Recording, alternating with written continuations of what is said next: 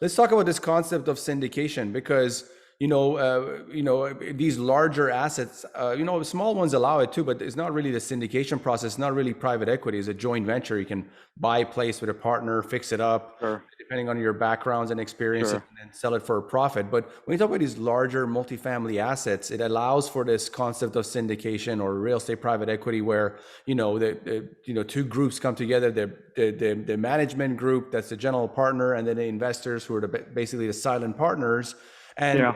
creates this partnership, creates this dynamic, and it creates profits across the board. So talk to us about that concept of the business, the legalities around it, and then we'll get into the benefits that exist for both partners when it comes to this syndication process. Yeah, that's what I love about it. To me, that's the part that excites me, because that's sort of, my background is, it's all about structuring deals.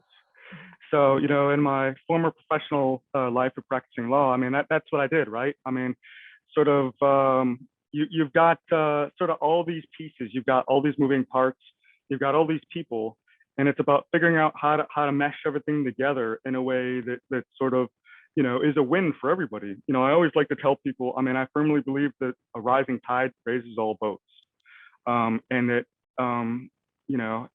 if it's all about, if everybody has the same vision and the same interest in seeing the project to succeed, to me, then, I love putting the pieces of the puzzle together to find a way to structure the deal. Like you said, I mean, there's so many different ways that you can structure an investment. I mean, you can structure it as a joint venture, you can structure it as a syndication.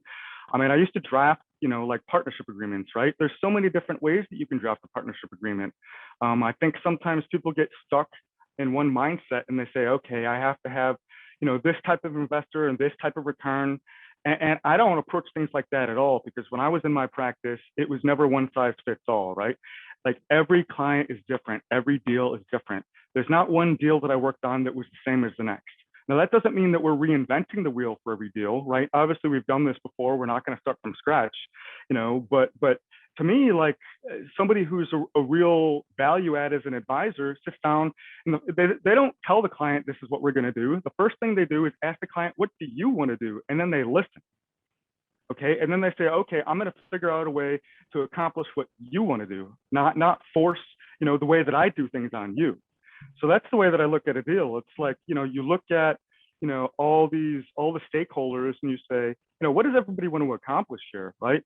And then you just sort of mold it, like, I mean, to me, that's the beauty of, like, partnerships, is like, I can make a partnership agreement say anything, I can, there's, and they're like, well, we've never done it that way before. And I'm like, well, let's try.